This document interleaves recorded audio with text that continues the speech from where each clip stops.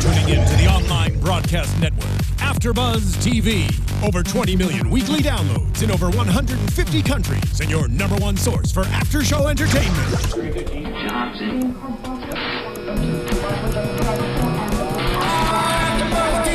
AFTERBUZZ TV, the destination for TV superfans. Producing aftershows for over 300 of your favorite TV shows, interviewing celebrities and showrunners, and bringing you behind-the-scenes exclusives. All thanks to E! Entertainment's Maria Menounos, producer Kevin Undergaro, and internet leader Akamai. Now, let the buzz begin!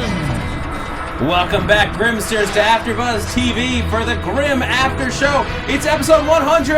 Woo! Thank you guys so much for joining us. We're here to talk about Into the Schwarzwald. Episode 5, 12, one more importantly, 100. I'm your host, Zach Wilson. I'm so excited to talk to you about the show tonight. Got Tauri Miller here as always. Hey, I'm Tauri J. Miller. You can find me at Tauri J. It's T-A-U-R-I-J-A-Y. Yael Tygiel's here. Hi, everybody. You can find me online at Yael Tygiel. That's Y-A-E-L-T-Y-G-I-E-L. And I'm live in the chat with all of you. And joining us in studio this week, I'm very excited to introduce writer of Grimm, one of the writers of Grimm, Jeff Miller. Yay! Hi, everyone. Thanks for joining us, Jeff. How do you feel 100 episodes in? It's insane. I've been there since season 1. I was a writer's assistant then, and it was... we knew that they had something really cool going, and just the idea of using these fairy tales, but to have 100 episodes in and be wrapping up a 5th season is just crazy. It's so cool. Yeah. Especially on network show to go this long is just... Seasons, over 20 episodes each year. That's no small feat. Mm-mm. Yeah. No. And you're like, yeah, I'm aware. There's a lot of story in 22 episodes and 5 seasons worth of them. Yeah. It's been a lot of fun to get to let these characters do all this for this long. Yeah. Thank you. And hopefully much longer. Yeah. Yeah, I think on behalf of all the fans, we have to say thank you for bringing us this amazing show. Yeah. Hey, it's David and Jim, they are really the whole leaders of this, and they just know exactly what they're doing when it comes to drama and these characters, and it's pretty cool to get to work with them. Obviously their pedigree speaks for itself, and it's a really, really fun time. Yeah. To sit around with all these guys in the room. It's a blast to watch. I can only imagine it's a blast to make. Yeah. Yeah. Yeah. Honestly, our jobs consist a lot of just sitting around and going, well, wouldn't it be really cool if, for just a lot of different scenarios and a lot of different characters. Yeah, I imagine that's a fun day job, I'd say. It's good. So it's very similar to what we do. Wouldn't it be cool if it happened? Yeah, but when they do it, stuff happens. Right. You haven't seen my dreams. I'm gonna just move on from that. But yeah, talking about the show as it's been, the show as it's going to be. The quote this week: "What's past is prologue." Thanks. It's good old Shakespeare from The Tempest. Oh. Yeah. I should have known this from the librarian. Yes. Come on, Yael, you're not up on your Willie Shakes? I don't read. Anyone who... Gross. Never again.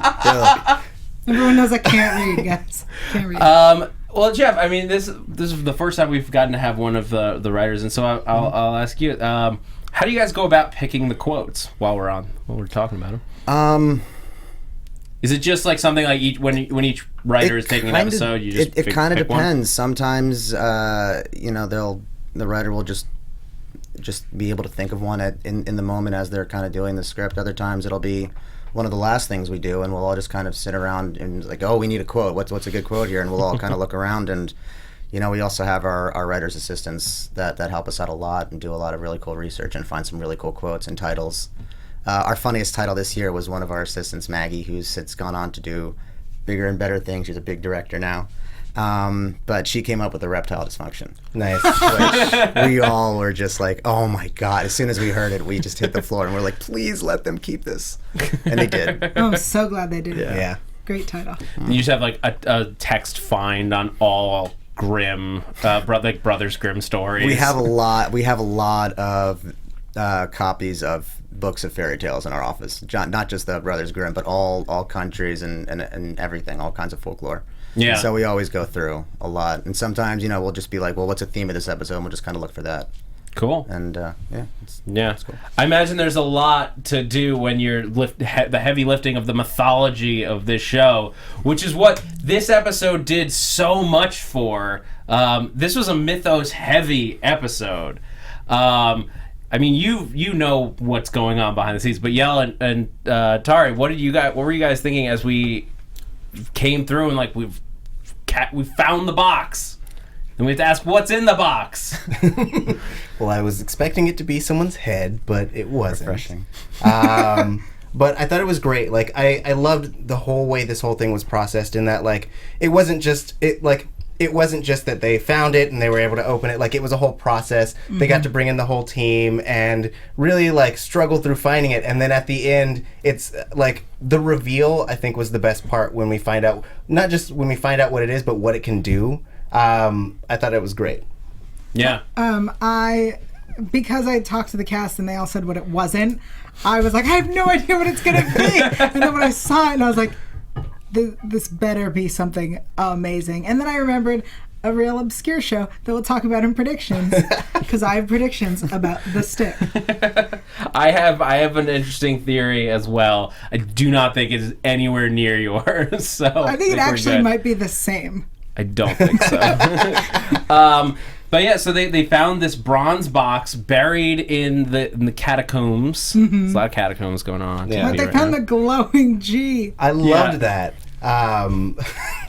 Just because it made me think about how they got the skulls to glow. I mean, it's like long-lasting fluorescent material or like magic. Like, my first thought was they just murdered a specific type of Vessin. They found 7 of them, and was like, these ones glow. Cut. Oh, I was Put their actually skulls thinking that it was like the blood of a Vessin, specific Vessin that glows, and so they didn't need to kill it. They just needed blood and like paint the skulls. right. Because there was the blue. Oh, I'm not gonna remember what they're They called. were like yeah. lizards or whatever. Yeah. Yeah. We we do have the one glowing Vessin, Gluenvolk.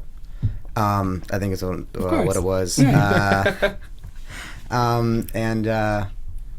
Although I do think that a lot of Vessin, I don't know if it's, well, a lot of them, whenever like you cut off a hand or something and they're morphed, it'll kind of revert back to its normal state.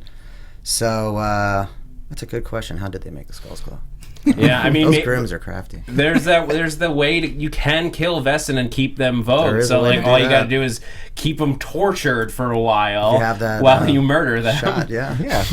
And I mean, these were gotta be a pleasant experience. Yeah, these were the Crusaders. These were not like nice people. Like when you get down to it, like they might have been Grimms. Doesn't mean they're the good They guys got the job necessarily. Done. So yeah, torturous murder. Not above them, I'd say, most likely. But yeah, I mean, I loved Monroe in this whole thing, where he's just, because he was like me. He's just like, we got to take a moment. I think we should take a moment to just breathe this in. We're touching history. Yep. Yeah, you're just like nodding at me. I'm like, you're such a nerd. Yeah, he was going very indie, and Alexandretta on that one. Just really, really excited to be back there, be down there, and in that history. He's so much fun. Yeah. Because he loves the history of everything. He loves the history of antique clocks. I mean, this is like a huge deal, and it was fun. This puts his clock collection to shame. Don't let him hear you say that, though. I mean, this one little piece of wood, like, Yeah. Sure, whatever. He's got like an old grandfather clock, but this piece It of won't heal you. this small stick. If you get bit, that clock won't help. Yeah. True. And we'll talk about the stick in a minute, but before we get there, because they had to escape first. They had to run from the German church mob. It's like the scariest words. As one does. Yes, Yeah. of course. When you visit Germany, you're gonna have to run from some German church mobs. That's just Torches what and happens. pitchforks. Yeah. All right, we have to do it I'm sort of dreading because there's so many Vessin, and some of which have never appeared and have names where it feels like you guys are messing with me at this point. Do it. Because it's my job to pronounce these things on the show. Okay. And the new Vessin this week is just a string of letters. Go for it. What is it? Well, let's build to it because we've got other Vessin running around out there. Because you've got we were calling him a church mouse last week, Yeah, the church mouse. but he's actually more of a weasel esque Vessin. The church mouse is a thing, though, right? Yeah, a church mouse Clyde is is a like church mouse. See, I knew it. Go on. yeah. Well, he was an Ungets Fugrefa. An Ungets Fugrefa. One more time. Urungetspa Grefa. Okay. Just have some confidence, bro. Go on. But then, and this was a really cool thing that the show did, was because one of the Vessin that's chasing them through the woods, like, we gotta get those guys, is this a type of Vessin that was fan created. Contest winner, yeah. There was a fan contest via Tumblr to create a new type of Vessin, and they featured it in this episode. When you see that two-shot of the two guys voguing, and we can bring up a shot right now of the fan drawings, this was a fan-created Vessin by Jessica Short. Wow, good job. That's amazing. And they renamed it for the...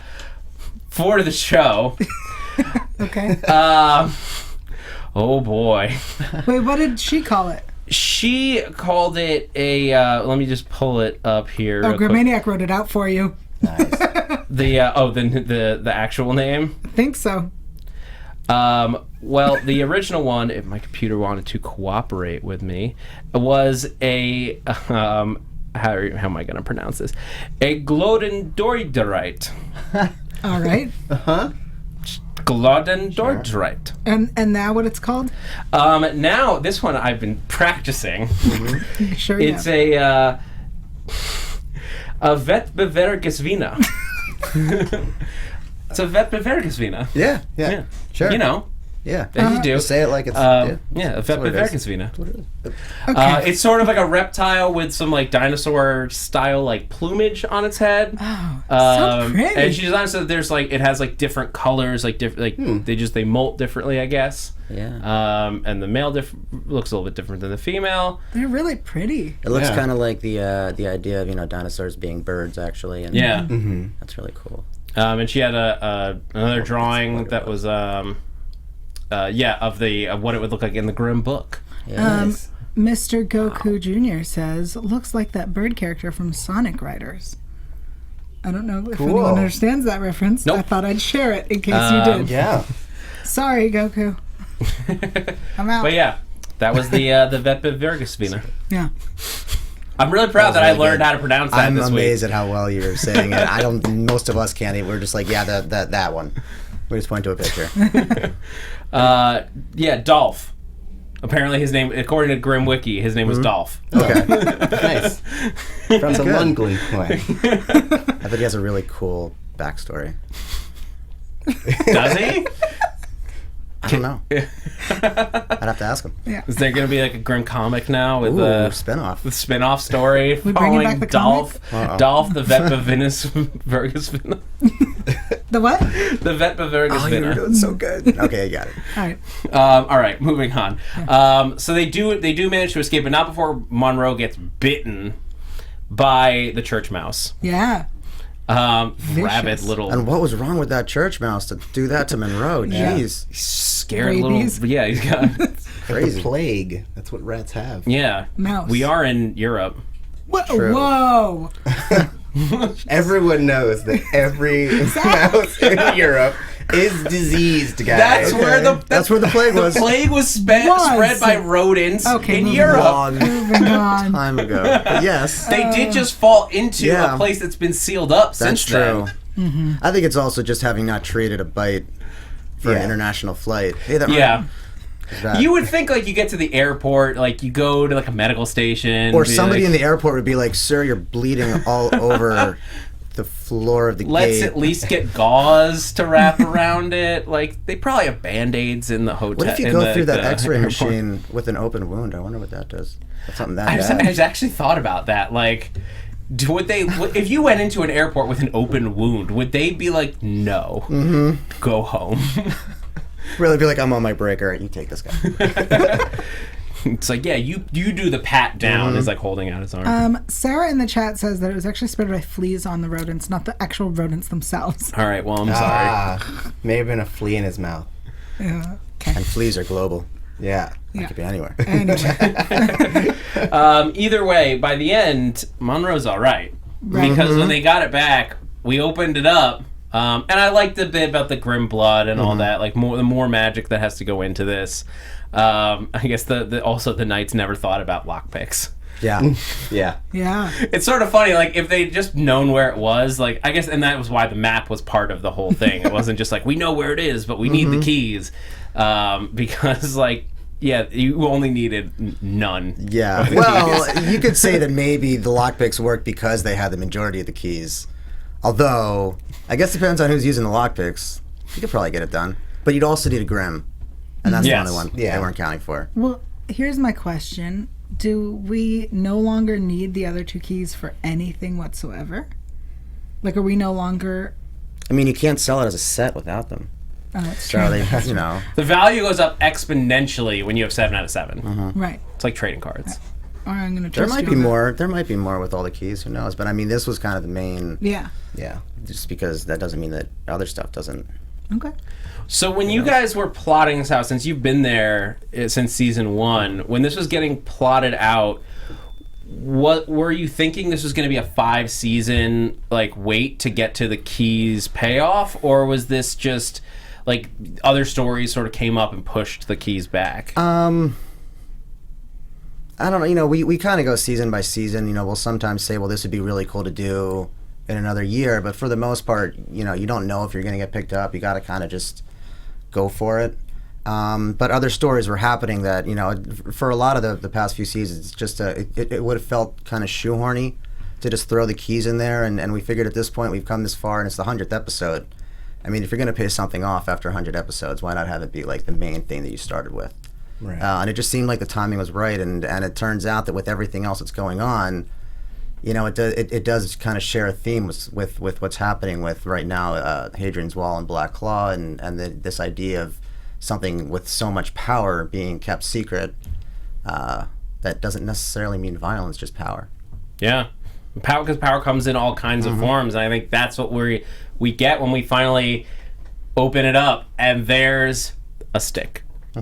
What did you guys think, like, Yael and Tauri, when you first like saw like this, all the build up, unroll the thing, stick?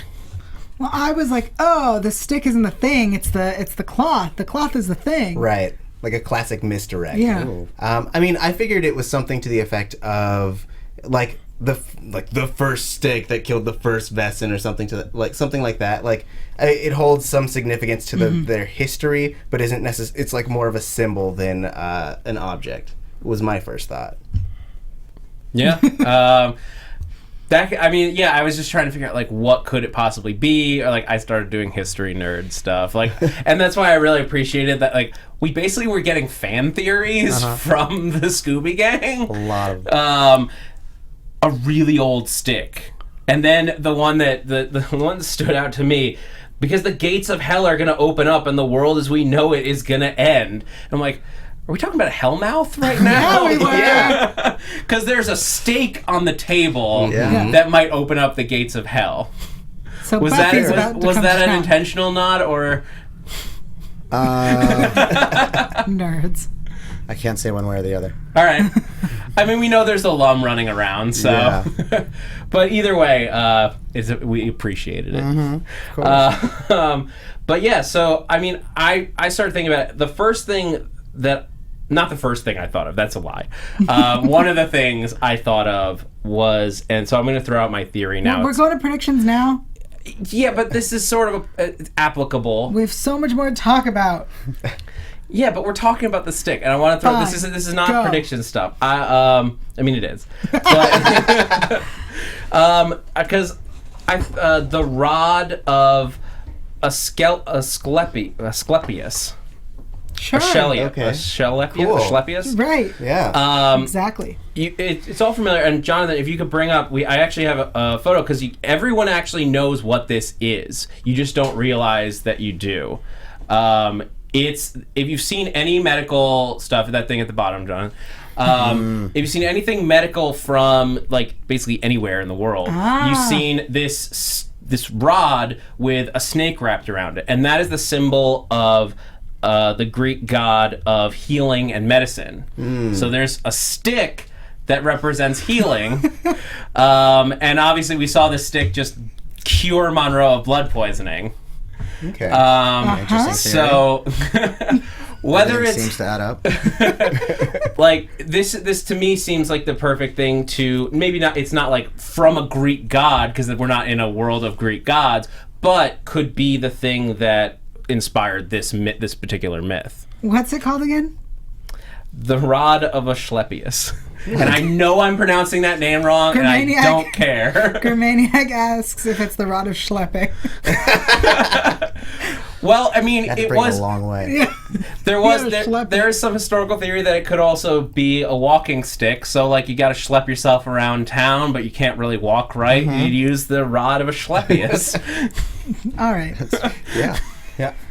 Seems legit. But yeah, so that was my theory. And then there's writing on the cloth. So that's Right. sort of like, Tauri, I guess where your theory came from that the cloth was more important than the stick itself. Was that yes. Yael? I'm sorry. It's okay. I make really great theories, so I really understand. Yeah. What do you guys think could be written on the cloth? I have zero idea, but probably explanation as to Just what it is. Yeah. here is a stick. It just translates. It's from like ancient Germanic language. Just, this is a stick. It cure people. Yeah. What if they're blind? We should write something down. I don't think that's going to help. Never mind. Well, there's also an engraving on the stick, so Oh. Braille. taken care of. Was there an engraving on the stick? I believe so. Was they there an were engraving feeling on the it. stick? I believe so. See, I didn't even. Nice Check with the catch, prop department. Tauri. I don't know. Yeah. Yeah. I'm so intrigued now. Girl, we got so much more to talk about. We're running out of time. Girl. Okay, so we'll come back. kill We'll us. come back around in predictions to talk more about that. Yeah. We got to talk about Dixon's assassination. Yeah. Because we didn't fully see the body, but I'm sort of assuming he's dead at this point. He was moving when they lied him down for the paramedics to take him. Yeah, Right. if he wasn't dead, he would be by the time they came to Renard's house. They were like, we're going to take care of this. Yeah. They had pronounced him dead on either on the news or someone was just like, he's dead. Great. Yeah. I don't trust, if I don't see the body like I understand. on a slab, there's Yeah, always yeah. a chance. He's Okay. definitely not in the race for mayor anymore. Okay. That's fair. That's for sure. Yeah. That's fair. It's not good to race. And they raised the question when in Renard's office, was Dixon a Vesson? And we talked a little bit about it before, but what do you guys think? Like, now that we've seen how the Black Claw plan is unfolding around Dixon, do you think he could be a Vesson, or is he just sort of an innocent pawn in all I think this? it's unnecessary or unimportant if he is. That said, he probably was because it's Portland. Right. I mean, I think it might be. It would be important if at some point we realized that he was like basically too good to ever join their side. So like we found out he was a Vesson, but at a certain point they realized that he would never go along with their plan. So then that's when they started grooming Renard. I mean, that would be the only reason why it would be really important. Otherwise, I mean, if he's not, then you would have to assume that they've had this plan to scoop Renard in from the very beginning, which would explain why they had his picture, why those computer hackers had his picture, because he's been in their plan from the very beginning. Yeah, absolutely. All right. Yeah, stands to reason. And we get, I mean, they... It's a good prediction.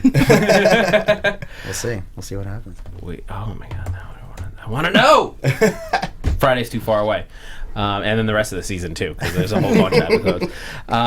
But yeah, so then they get they get him in the hospital. Eve like bicycle attacks him. Oh, Marwan. Marwan. Yeah. Yeah, sorry. Our good friend Joshua. Yes. After he like, I did anyone else expect him to fly? Yes. Everyone expected him to fly off that roof. He is a bird. It was a bird Vesson. A bird Vesson. I sort of would be was cool. like, what? He's like, as soon as he got to the roof, I'm like, is he about to rip his shirt off and fly away? I would not object. That would be a great exit to any scene on any show for any character. Castle. You just, I'm out. you just see a guy start running. Yeah. He vogues into a bird, rips his shirt off, No. and then He has flights. he has to rip the shirt off before he vogues. Nah. Because of the wings, guys. Well, he could vogue out of his shirt. The Like, Vogue it just would be what makes rips it out. He hooks it out. I'll take it. I'll take it. I think Meisner should leave the rooms like this too. I agree. What a I don't think he can great idea. fly. It's okay. He can just I rip wouldn't the want him shirt to. off. I wouldn't want him to jump off the roof or something.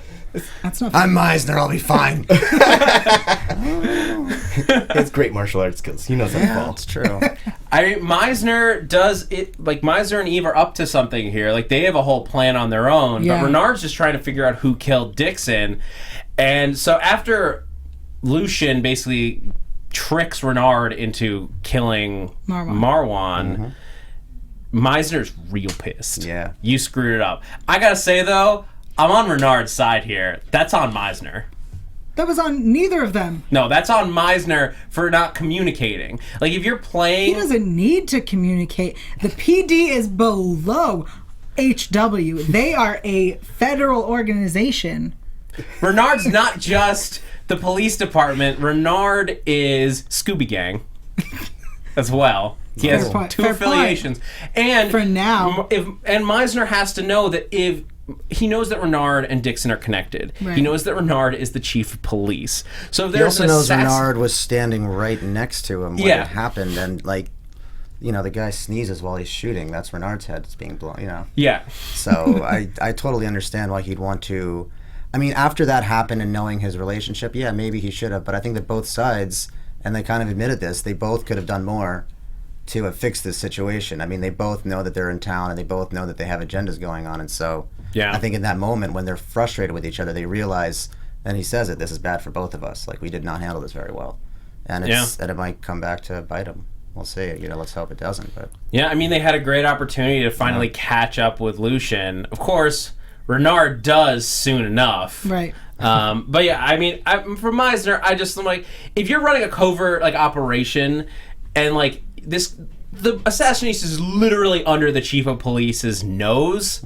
Of course, he's going to start investigating, and of course, if he's good, he might find something. So he might screw up a covert thing you're trying to pull off. Right, but a chief of police isn't necessarily going to kill a guy. No. Also. But even capturing him would burn Yeah. the contacts the same way. Like, that was what they wanted. They wanted his contacts, and we wanted him out in the world. But if they even if they caught him and put him in jail, they'd still But then they lose. risk the, you know, like, what if, you know, he tries to let him know, and, you know, you're dealing with an organization like Black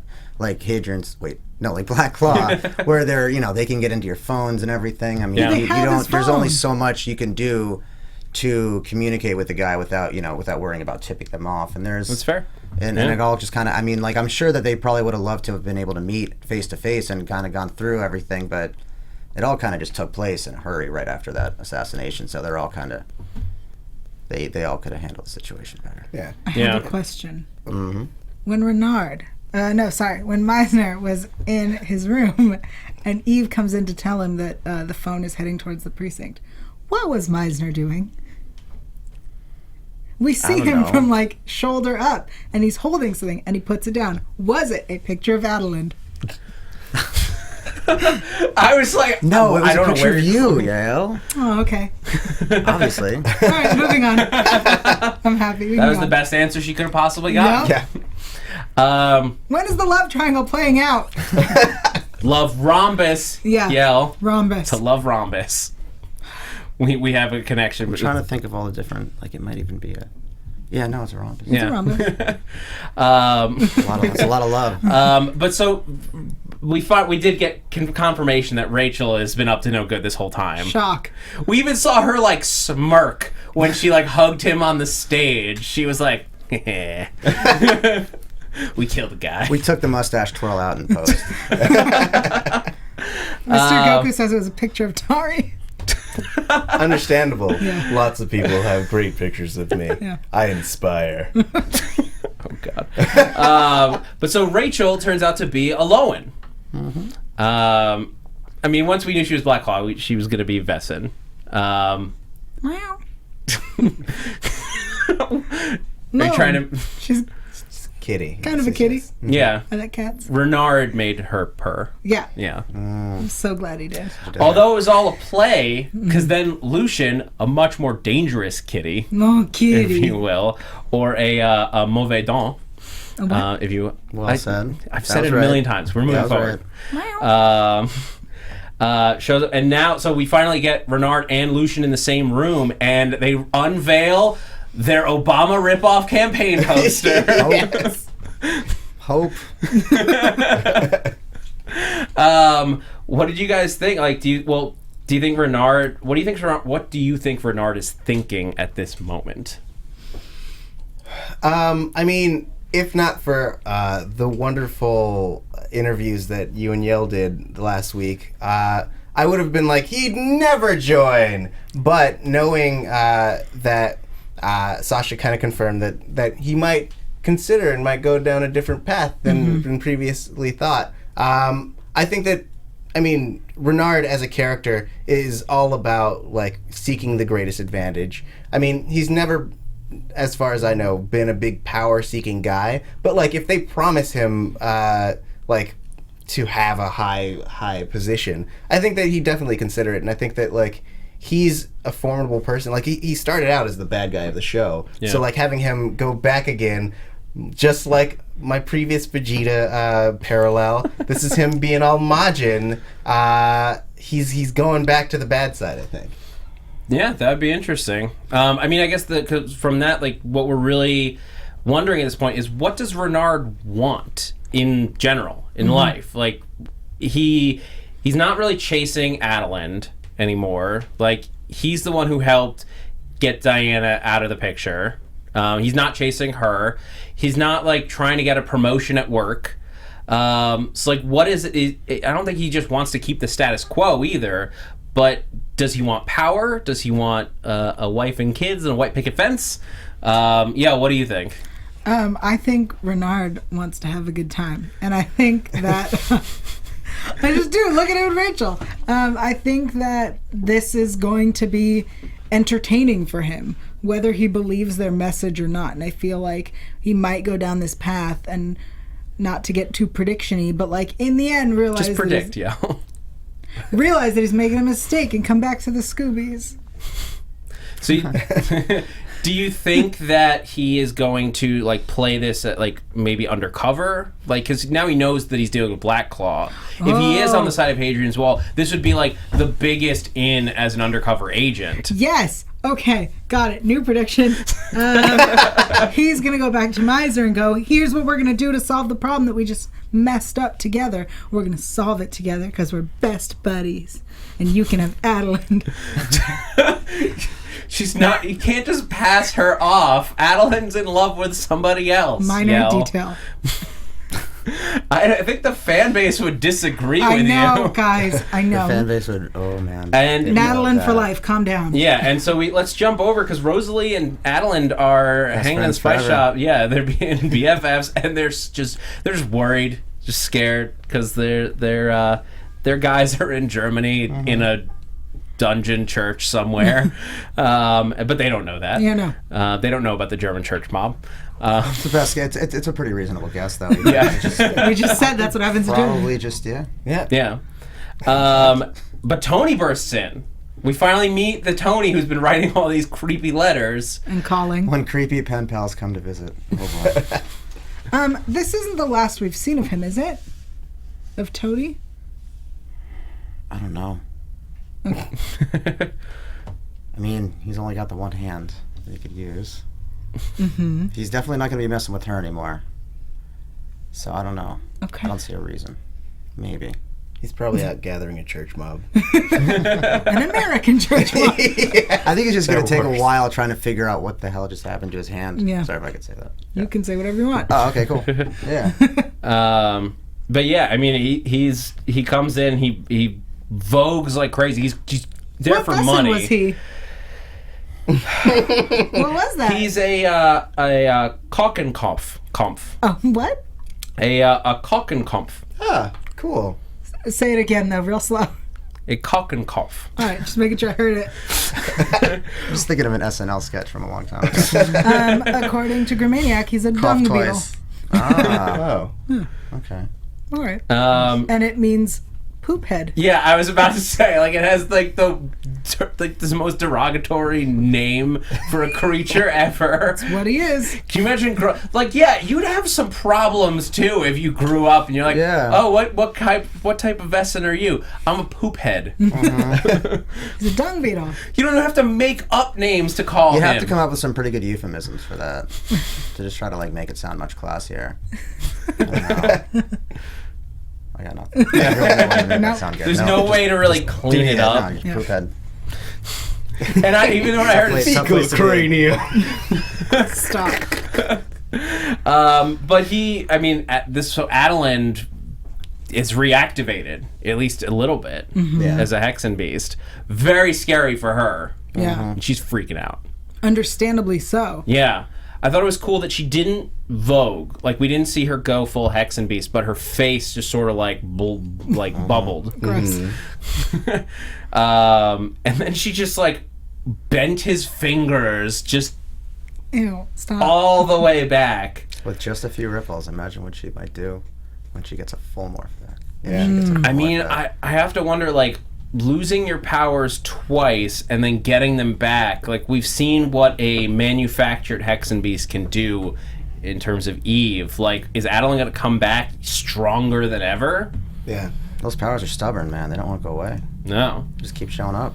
And I like that there was sort of an acknowledgement in this one that there is a separation, that she doesn't want to go back to being a Hexen Beast, that it is a different person. It is a different... It's somebody else. Yeah. So how? I mean, was that always the plan with Hexen Beasts, that there was this like split personality within them? There's definitely an evil apparent in all of them. I mean, they're not all... There's not really just a pure good Hexen Beast. They all have that underlying evil that may or may not surface. So I don't know if it's necessarily split personality, but it's just controlling it and making sure that you can... I feel like it's probably harder for Hexen Beasts and Zauber Beasts to be pure good people without having to like work at it, as opposed to other Vesson, which might just see the light and be naturally kind and nice. So is that sort of like the thought with like how you guys like came up, like created like Vesson as like a being, is that the animal side of them is it's an expression of their personalities or just like who they are? A little, yeah. I mean, it's a lot of the primal aspects of it. We're actually going to explore a little bit more about like the Vessons, what they really want. You know, what Vesson really truly want in a world for them and that kind of thing. Maybe Vesson Origins? Calm down. That's something I've just like had fun thinking about over the seasons. Like, is there any plan to like go into that? I don't know. Right now, no, because there's a lot going on with Black Claw and Hadrian's Wall. But if we get a season 6, who knows? We have a lot of questions coming in from the chat, especially they want to know that for now at least, Nataland is safe. Yeah. Okay, so Nick calm doesn't down. know her powers came back, and she's Yeah. going to make sure that he doesn't, as far as she can try. And LKC wants to know if Trouble can take away Adeline's power the way that Nick did in season 1 with the blood of a Grimm. Yeah. That's a good question, and I can't, just because of what's going to happen in the next few episodes. That sounds scary and ominous. Sounds so good. I'm trying to think of a way to word this. Maybe she might have been able to, but you know, they're both, you know, there's this happening for her, and with what's going on with the captain getting approached now. You know, a lot of these yes, this paid off a lot, but it's still just the mid-season mark, and there's a lot now. A lot of things have happened, and there's going to be consequences of these events and just kind of next things that happen, and they're all going to play out. So they can't really focus on too many things because there's going to be other avenues coming for them, and we'll see. There's a lot in motion at this point. So there's no expectation of seeing Josh anytime. So the fans love Josh so much, they want him back. Not now. No. Not this season. Not this season. Next season, his But he twin is still brother alive. comes in. Yeah, I don't think he's dead. So calm down. I think he's just kind of doing his own thing. He's off on his own adventures. Is it like?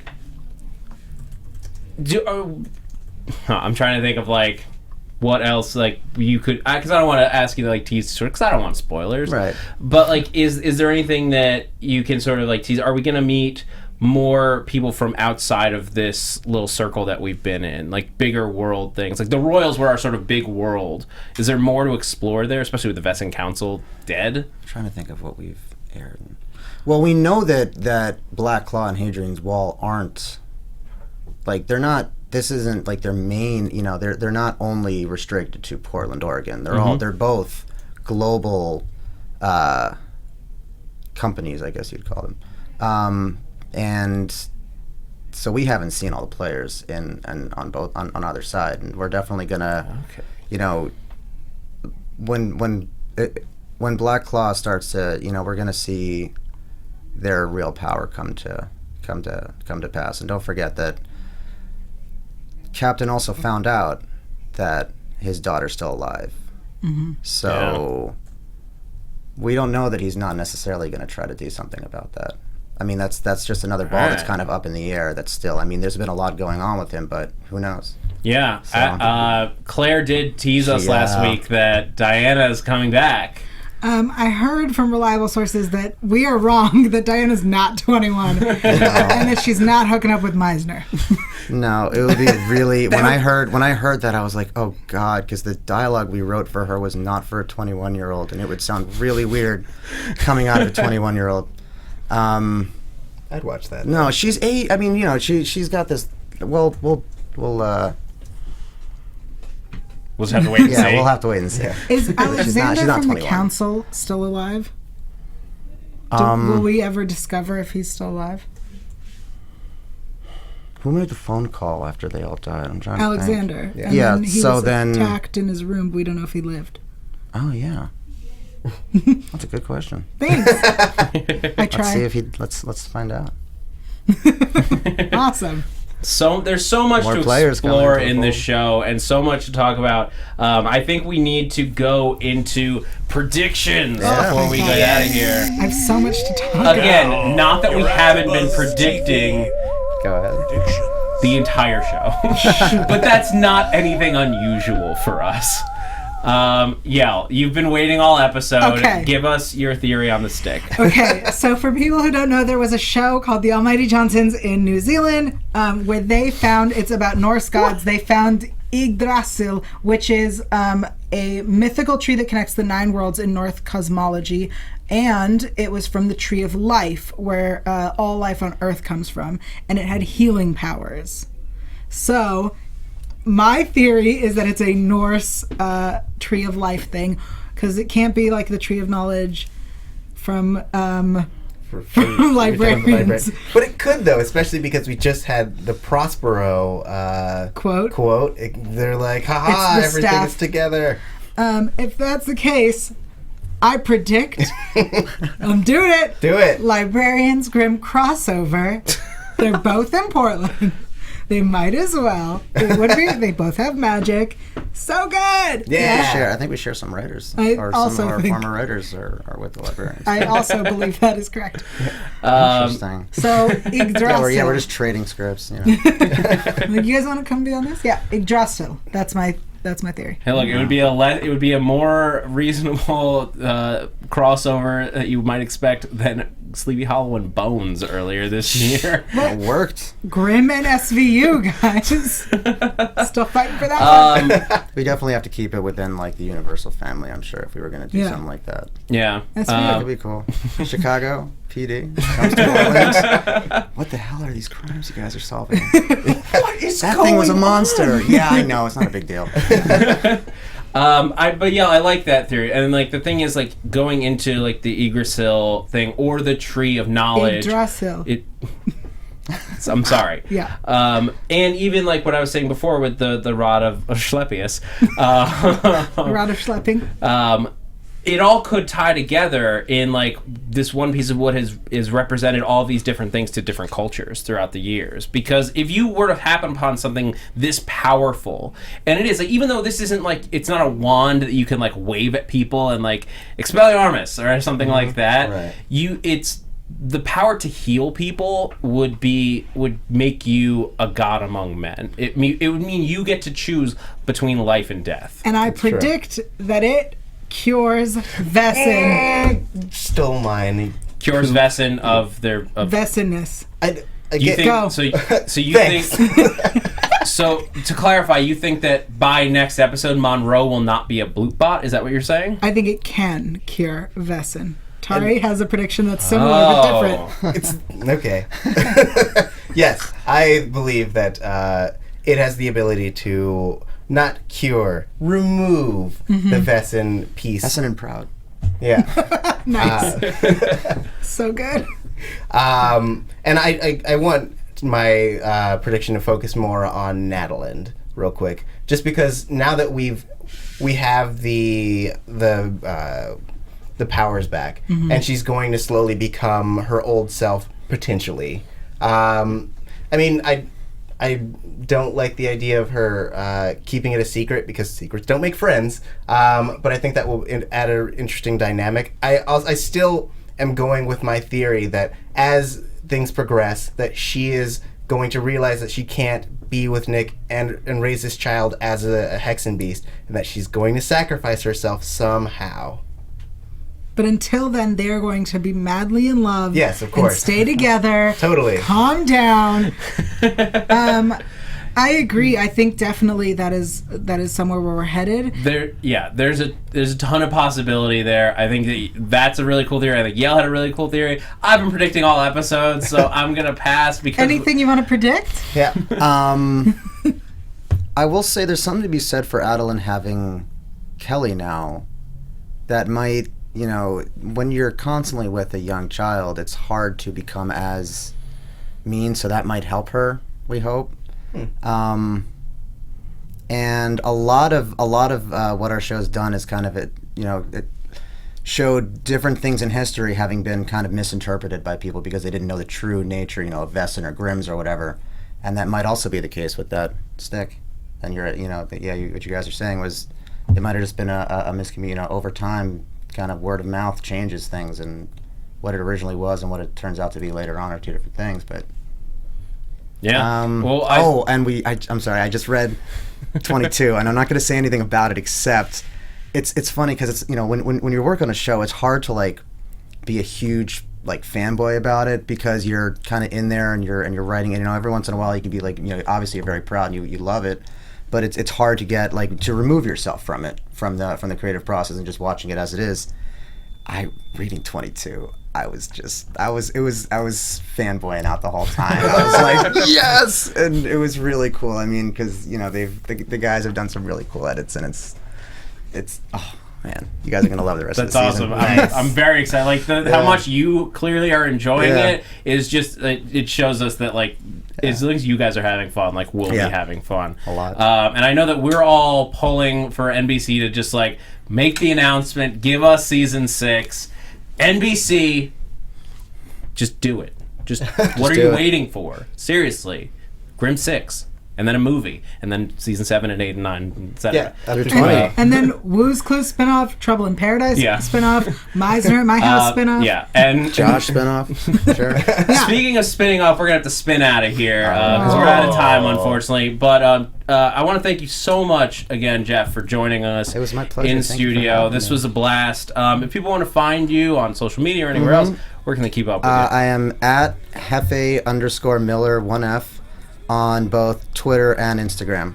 Cool. And So, you've got an episode that you wrote. It's coming out in a couple weeks, right? 514 Lycanthropia. Ooh. And if you know the word, you know what it's about. Yeah. So I'm very. Yeah. Oh, that's gonna be It'll fun. be good. I know. I've already seen fans tweeting that at me already without context. exactly. Awesome. All right. So Yael, well, where can everyone find you? Everyone can find me online at Yael Tygiel. That's YAELTYGIEL.